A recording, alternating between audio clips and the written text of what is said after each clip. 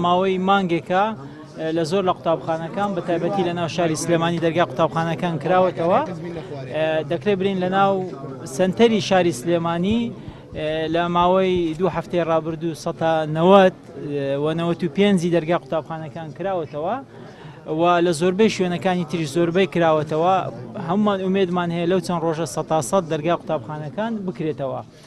واتە ئەوەی کە ئێوە باستان کرد لە ناو شاری سلێمانی 47 لە مەجموعی 700 قوتابخانە نەکراوەتەوە. بێگومان ئەو چەند ڕۆژە ئەو 47ش دەست بە دەوامی خۆیان دەکەنەوە. بە پێی ئەو ڕێکەوتنەی کە کردمان لەگەڵ وەزارەتی دارایی بە سەرپەرشتی جەنابی سەرۆکی حکوومەت و جێگیری سەرۆکی حکوومەت 150,000 دینار بۆ ئەو مامۆستایانەی کە دەوامیان کردووە و بایکۆتیان نەکردووە وەکو دەستخۆشیەک و بۆ ئەو مامۆستایانی کە دەوامیشیان نەکردووە ببتە هاندەرێک بۆ ئەوەی بێنەوە لە 1/12 حساب دەکرێت بۆ پۆلی 12 بێگومان دەبی دەوام بکرێتەوە چکە ناکرێتن پرۆگرامەکانی زانستی بە تایبەتی ئەو خوێنکار و قوتابیانە بەیانی دەستنە زانکۆ پەیمانگەکانی هەرێمی کوردستان ناکرێت منهەجیان ببردرێتن. بۆیە دەبی لە هاویندا قەرەبوو بکرێتەوە بۆ ئەوەی کە بتوانن بەشداری تاقیکردنەوەکانی وزاری بن.